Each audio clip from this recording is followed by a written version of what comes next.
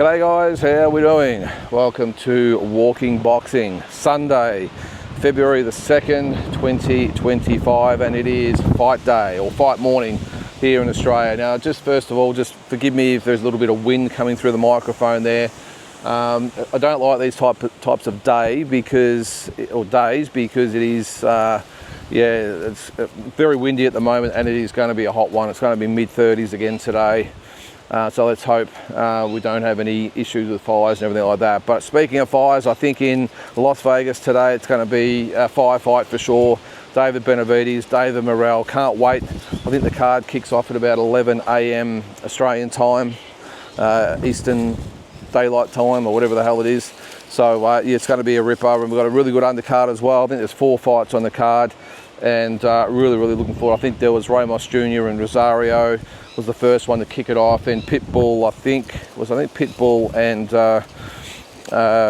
who was he fighting again? Ferrio will be a ripper, and then Figueroa and Fulton, which should be a really good fight as well. So, but for the main event, it's going to be interesting. I've got a feeling, I've said this sort of a little bit in the last sort of few weeks about this fight, that I've got a feeling, look, it reminds me of Jai Pataya and David Nyika in respect to the fights been made in the first place. But on the other hand, are we going to see a repeat of Opataya and Nyika in the ring? And what I mean by that, I mean, first of all, the two matched up. I think all would agree that this is a tad early. Benavides, of course, he's been an established champion at 168, has got that version of the 175-pound belt, the WBC version. Morell only had, he had a dozen fights or something like that, not 11, 12, whatever it's been, has a version of the WBA belt. But I think, again, we'd all agree that's a little bit early. I thought we'd be seeing this fight in a couple of years' time, when, you know, maybe Benavides had fought the likes of Canelo, which doesn't look like it's going to happen now, and also, you know, a better Beav or a Bivol, and Morell would be the challenger sort of coming through after that, you know, with maybe 16, 17 fights under his belt, and maybe an actual world title belt, and it would be the big fight at 175. So it's a little bit surprising it's happened, but I'm glad it's happened, because it's going to be a ripper. The other side of it is, are we going to see the comparisons to Jai Pataya and David Nyika, in that you have, I think, the more established fighter in Benavides, just like Jai Pataya was, against the young upstart, Nyika coming through, Morell coming through.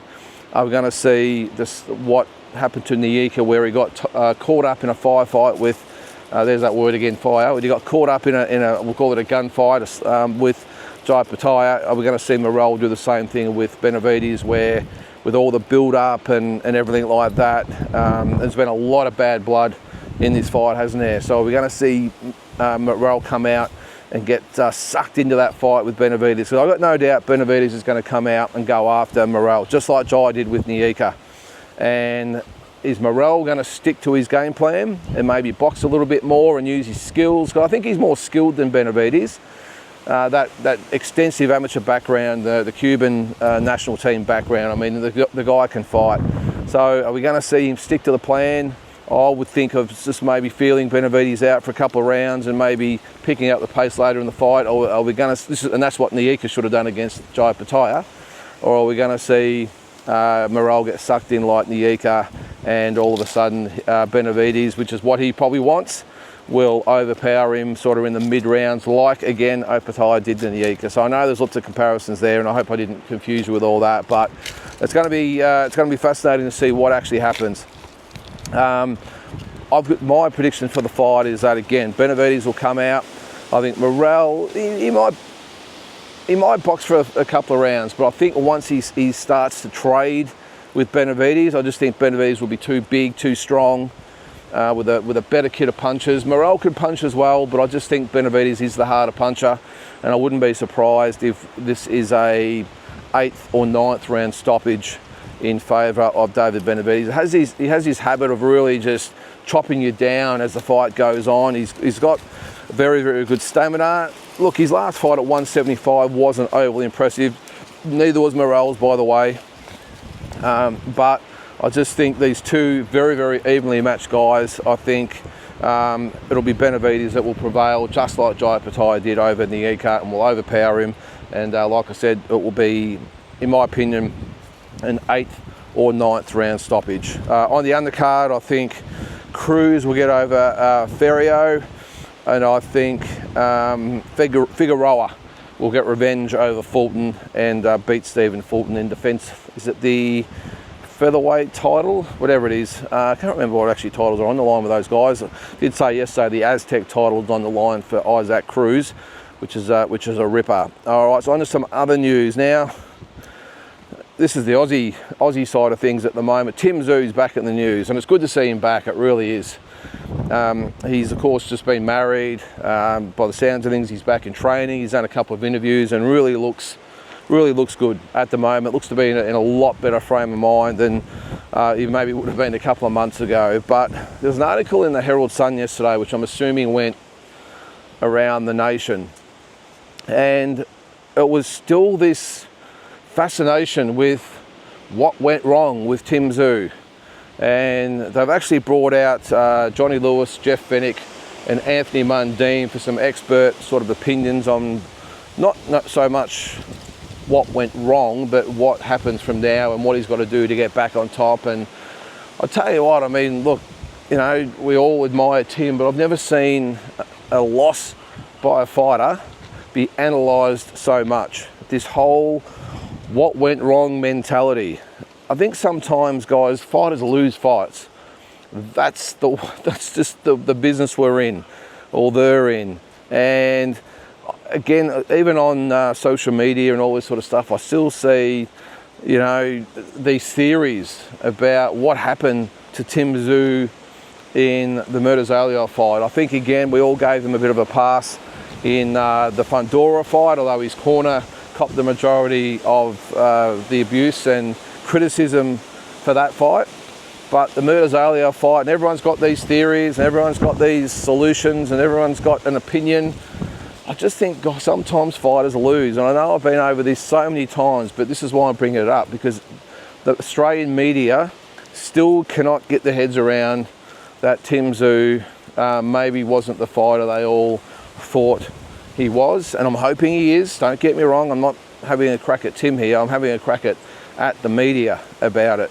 And no wonder the guy's got the weight of the world on his shoulders. I mean, I hope he doesn't read all this stuff, because no wonder he got maybe a little bit ahead of himself in the Morell fight, because just the constant spotlight on him from the media. And as I said, Johnny Lewis, Jeff Fennick and Anthony Mundine had their say. So I'm going to go over their comments, and maybe I'll give my input as well. Everyone else has got an opinion, but that was probably the one thing I just wanted to highlight is, can we just move on? I mean, his dad Costa lost a fight. Okay, went down as one of the greatest fighters of all time. He lost a fight. Geez, surprised. You know what he did? He got up, dusted himself off and went again and became undisputed champion, and was a great champion for years after that. Manny Pacquiao's lost fights. Oscar De La Hoya's lost fights. Geez, even the great Muhammad Ali lost fights, and he's regarded as probably one of the top sort of 3 or 4 fighters of all time, pound for pound. So it does happen, guys. So I think the Australian media need to just probably do a little bit of research in boxing history and realise that sometimes good fighters lose, and then it's up to them what happens. And we can analyse it to death. It's not going to change things. And I'm sure Tim at this stage, he'd probably be sick and tired of all the talk as well. I think he would just be looking forward to getting back on the horse and having another crack at it. But I'm going to read this article. All right, now just bear with me while I've got to get my phone. I'm going to read it, the quotes, because I don't want to misquote them. Okay, so let's go to, where is it? All right. Yeah, Neil's doing it tough over there. All right. This is about the changing of the guard. This is the corner. Johnny Lewis says, I'm a huge fan of his uncle Igor, who's training him, and I think they can work it out. Just listen to his uncle and get the train back on track. Anthony Mundine says, a lot of people will have opinions, but the team needs to look internally, evaluate their craft and their approach, he said. They need to do the due diligence and see where they can do better, what mistakes they made and how they make sure it won't happen again. It's a team effort.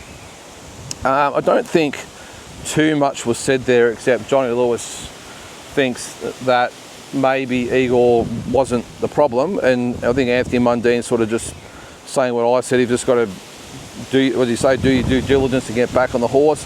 I, for one, do think a changing of the guard makes sense in the corner. I don't think it will happen though. I don't think Tszyu will make changes in the corner.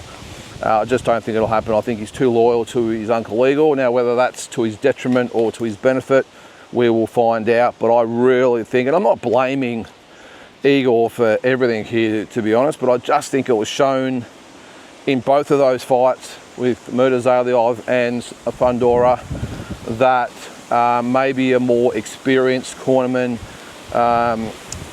should have been in there to make the decisions. Not so much the preparations. I think we all agree that Tim was in really, really good condition, good frame of mind, but I just don't think in the fight the decisions that were made as far as maybe strategy goes, and especially when the cut was involved, of course, I think he would need, it could do with another experienced guy in the corner. I'm talking one of the top liners. If you want to be a top liner, you have to surround yourself with other top liners. If you're a top liner fighter, well, you've got to have a top line trainer, a top line cut man, top line, even a stool guy, because they're important as well sometimes for different things. So I personally think he does need a change. That's just my opinion. All right, so Phoenix says this is about what happened in the Murtazalyov fight. Jeff says he drops his hands before he punches every time. Before he punches, his hand goes down, and anybody with a great left hook is going to hit him straight away as he goes to throw a punch. He throws from his hips, but you need to bend down so you can throw punches from your chin. Use your hips and legs to escalate it so you don't need to lower your hands. Now, I know that's, if you're a non-boxing person, it might sound like a bit of jargon, but he's 100% right. And what sort of Jeff is saying, if you watch the replay of when he got hit with that left hook, he went down to hook to the body, but he didn't bend the front knee enough, so he was still pretty upright. The right hand was slightly down and he copped that left hook to the chin. So a golden rule, guys, if you're going to hook to the body, you have to get low. Okay, bend the front knee as much as possible, and when you punch, stay low. I think that's the thing. You might have started low but ended high, and the left hook's just waiting there to nail you right on the chin. So Jeff is 100% right with that. Does drop the right hand a little bit when he hooks, but a lot of fighters do. Tim just got caught, but that's probably my sort of observation, is that he just didn't get low enough and stay low enough when he hooked to the body. He was too upright and the left hook just hit him right on the chin. Next one, advice is to block out the noise. Okay. What do we got here? So this is from Barry Michael, actually. I didn't mention Barry. It says, ironically, listening to too much outside noise from the media and fans may have played a part in Tszyu's defeat to Murtazalyov. Do you think? What do we got there? This is Barry Michael speaking. Every fight you have, you've got to focus on the person in front of you and what he can do to you, Michael said. That's where they overlooked it, I believe. They thought it was just another day at the office, a smash and grab, and see you later. Got to agree with that. And I don't necessarily really point the finger at Tim about this. I mean, again, with all the media and stuff at him, I get that. But it's a natural thing for a lot of fighters, and it's happened to a lot over the years. So, g'day, mate. So he won't be, well, he's not the first and he won't be the last that's ever happened with Tim looking ahead. It's happened so many times. So I've got no issues with that. I just hope it's a learning curve for Tim, that it's like, okay, yes, and he has to admit this to himself, by the way. Yes, I did get distracted. I looked ahead. I was looking at moving to America. I was looking at Crawford. I was looking at Canelo. I was looking to do all this sorts of stuff. I forgot that there was a very, very good world champion in front of me. And I think that's what he's got to do first. Admit that to, not even necessarily to us, admit it to himself and make the adjustments and go forward. That's the first thing I think he has to do, is just admit what happened to himself and then move on from there. Now, this is coming from Tim. No, hang on. This is Ted Kofi. All right, we'll have a listen to Ted Kofi. He says, Tim has won 26 of 26 fights, which is more than a 90% success rate. And when you make a mistake, you don't just tear away the 90%. Yes, that's fine. You add 5% here or there. He doesn't need a new corner, but he needs an addition to his corner. Now, this is was it this one here? No, this is I'll get to that in a second. It's another comment there. Oh yes, no, this is the comment. This is probably one thing with Johnny Lewis I'm sort of struggling to get my head around. He needs some, what's that there? So he needs to add people to his corner. Well, Johnny Lewis thinks it should be Nikita Tszyu, because Nikita threw the towel in at the fight, that he should suddenly be in the corner all the time with Tim, which I don't agree with. So Johnny Lewis says it was his younger brother, which is Nikita, who threw in the towel against Murtazaliev, and that was one of the best things I've seen in boxing. I really admired the young fella for the instinct to do that. It's better to stop it a round or two early than a round too late, so I'd be going with Igor and Nikita. All right, so on that comment, I've got to disagree with that, because it was definitely Nikita who threw in the towel, but why was it Nikita who threw in the towel? This is another probably criticism of Igor, I suppose. Again, I'm not trying to lay the boots in the poor old Igor here, but facts are facts. And it should have been the chief second, which is Igor, throwing in the towel against Tim. All right, maybe if he was caught on the wrong side of the ring or whatever, but no doubt, no matter what it was, he should have had the towel in his hand. It should have been his decision to throw the towel. And it's great for Nikita to have the instinct to throw the towel, but it 100% should have been Igor that did that. But he is right about it's better to stop it a round too early than a round too late. I agree with that. But yeah, not with the Igor thing. And the last one, I'll just take this harness off. There you go, buddy. Off the little fella there. All right, hopefully I'm still in picture, yes. All right, man, up you go. All right, the last one.